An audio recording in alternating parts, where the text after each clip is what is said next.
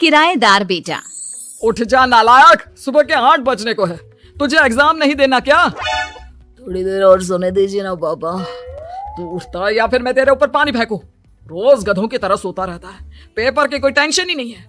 और एक हमारा समय था जब हम पेपर में फेल होने के डर से रात भर पढ़ा करते थे, सो ही नहीं पाते थे। तो क्या आप उसका बदला मुझसे लेंगे? मैं 15 मिनट बाद उठ जाऊंगा, आप प्लीज जाइए, मुझे डिस्टर्ब मत कीजिए। इतना कहकर रौनक रजाई ढककर फिर से सो जाता है। तू ऐसा नहीं मानेगा, रुक मैं अभी पानी लेकर आता हूँ। बस फिर क्या था, इतना कहकर वो भागते हुए बाथरूम में जाते हैं और पानी की एक बड़ी सी बाल्टी लाकर रौनक के ऊपर फेंक देते हैं। पानी पड़ते ही रौनक झट से उठ जाता है। ये आपने क्या किया पापा? अब तू उठेगा नहीं तो यही करना पड़ेगा ना। वैसे थैंक्स डैड, आपके कारण ना अब मुझे नहाने की भी जरूरत नहीं पड़ेगी। चलिए अब आप माँ से बोलकर मेरे कपड़े निकलवा दीजिए, तब तक मैं ब्रश कर लेता हूँ। वैसे कल ना आप एक काम और करना, नहलाने के साथ साथ मुझे ब्रश भी करवा देना। ये ब्रश करने में ना मुझे बहुत आलस आता है। रौनक की बातों से अरविंद का मुंह खुला का खुला रह जाता है। वो अपनी पत्नी कमला के पास जाता है और रौनक की हरकतों के बारे में बताता है, जिसे सुन उसकी पत्नी हंसने लगती है। तुम अपने बेटे को समझाने के बजाय हंस रही हो। रौनक बच्चा है, धीरे धीरे सुधर जाएगा, आप क्यों उसके पीछे पड़े रहते हो? अभी नहीं सुधरेगा तो कब सुधरेगा? 10वीं क्लास में है रौनक, वो अब कोई बच्चा नहीं रहा। अरविंद के इतना बोलते ही वहाँ रौनक भी आ जाता है। क्या डैड, मैंने आपको एक काम दिया था, वो भी नहीं हुआ आपसे। अरे क्या हुआ बेटा? माँ, मैंने डैड से बोला था कि वो आपको बोलकर मेरे स्कूल की यूनिफॉर्म निकाल दे, लेकिन मेरे पीछे पड़ने के अलावा इनसे एक काम ढंग से नहीं होता। देख रही हो कमला, देख रही हो अपने लाडले को? अरे आप चुप रहिए जी। चलो बेटा, मैं तुम्हें कपड़े निकाल कर दे देती हूँ बस। ऐसे ही साल पर साल बीतते जाते हैं, लेकिन रौनक के रवैये में कोई बदलाव नहीं आता। वो पहले से भी ज्यादा आलसी और पूरी तरह अपने माता पिता पर निर्भर हो जाता है। 2 साल बाद पता नहीं कहाँ गायब रहता है पूरे दिन, अब तक तो आ जाना चाहिए था। अरे आप इतनी फिक्र क्यों कर रहे हो उसकी? दोस्तों के साथ खेल रहा होगा, आ जाएगा अभी। ये कोई टाइम है खेलने का? 10 बजने वाले हैं, इतनी रात में कौन खेलता है? कमला कुछ कहती उससे पहले ही रौनक वहाँ आ जाता है। मम्मी जल्दी से खाना लगा दो, बहुत भूख लग रही है। तुम्हें तब तक खाना नहीं मिलेगा जब तक तुम बता नहीं देते कि इतनी रात गए कहाँ से आ रहे हो। ओह प्लीज डैड, अब आप एसी पे प्रद्युमन बनकर मेरे सर पर बंदूक लेकर मत बैठ जाना। अपनी फालतू की बकवास बंद कर और बता कहाँ से आ रहा है। माँ अब समझाइए ना डैड को। बता देना बेटा, इनको भी तसल्ली हो जाएगी। आप बोल रही हैं तो बता देता हूँ, मैं दोस्तों के साथ मूवी देखने गया था, इसलिए देर हो गई। तो इन सब चीजों में मेरे पैसे उड़ाता है? कभी 1 रुपया कमाने के बारे में सोचा है तूने? जब देखो हवा की तरह पैसे उड़ाता रहता है। माँ अब आप इन्हें चुप करा दीजिए, वरना ना मुझे गुस्सा आ जाएगा। अच्छा क्या कर लेगा? बता ना क्या कर लेगा तू? वैसे बात तो ठीक ही है, मैं कर ही क्या सकता हूँ, पैसे तो फिर भी मैं आपसे ही मांगूंगा ना। चलिए अब ये सब बात छोड़िए और मम्मी मेरे लिए खाना लगा दीजिए। अभी लगा देती हूँ बेटा। मैं बता रहा हूँ कमला, एक दिन ये ऐसे ही बिगड़ जाएगा। ओफो, आप क्यों इतना पीछे पड़े रहते हो मेरे बच्चे के? बाद की बाद में देखेंगे, अभी आप शांति से उसे खाना खाने देंगे। अगले दिन डैडी मुझे 10,000 रुपए चाहिए। हाँ? अब इतने पैसे क्यों चाहिए तुझे? डैड आप बिना सवाल किए कभी पैसे नहीं दे सकते क्या?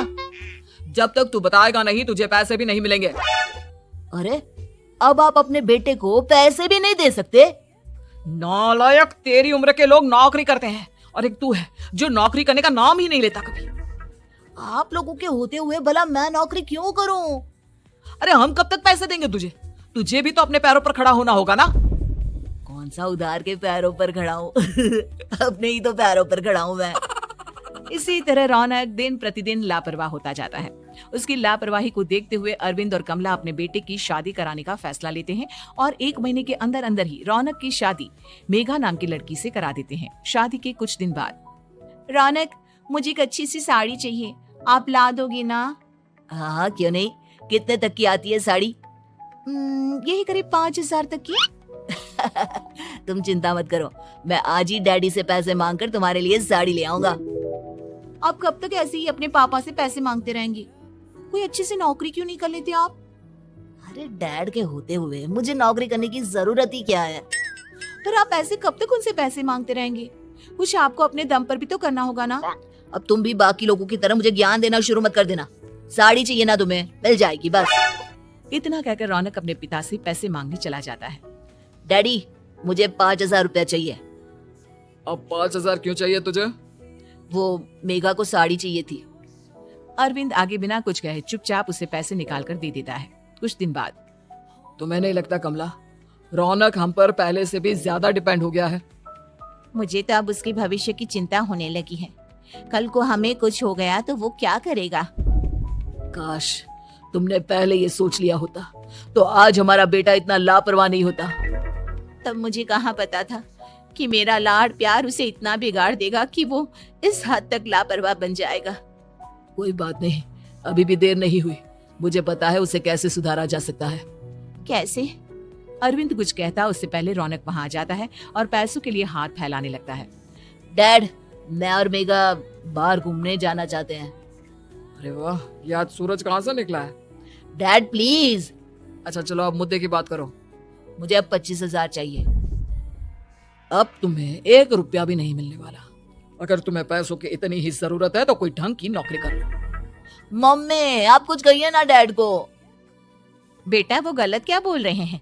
ये सब हम तेरे भले के लिए ही तो कर रहे हैं। मम्मा मैंने बताया ना आपको, मुझे नहीं करनी कोई जॉब वॉब। तो ठीक है, निकल जाओ हमारे घर से। तुम्हारे जैसे लोगों के लिए मैंने ये घर खड़ा नहीं किया है। जितना ये घर आपका है ना उतना ही मेरा भी है। मैं कहीं नहीं जाने वाला। जाना तो पड़ेगा ही तुझे, क्योंकि अब मैं तेरा कोई भी खर्चा नहीं उठाने वाला। ठीक है मत उठाइए मेरा खर्चा, मैं अपने दम पर भी जी सकता हूँ। तो बेशर्मों की तरह अब तक यहाँ क्यों खड़ा है? अपना सामान ले आओ, निकल जाए यहाँ से। रौनक पैर पटकते हुए वहां से चला जाता है। घर से निकालना जरूरी है क्या उसे? बिना पैसों के कौन रखेगा उसे किराए पर? अगर उसका भविष्य सुधारना है तो हमें अपने दिल पर पत्थर रखकर ये कदम उठाना ही होगा। दोनों बात कर रहे होते हैं कि रौनक अपनी पत्नी के साथ एक बड़ा सा बैग लेकर घर से निकल जाता है, लेकिन घर से बाहर उसे कोई भी मुफ्त में अपने घर किराए पर नहीं रखता। अंत में थक हार कर वो फिर से अपने घर चला जाता है। क्या हुआ? थोड़ी देर पहले तो दहाड़ते हुए घर से निकला था, अब क्या हुआ?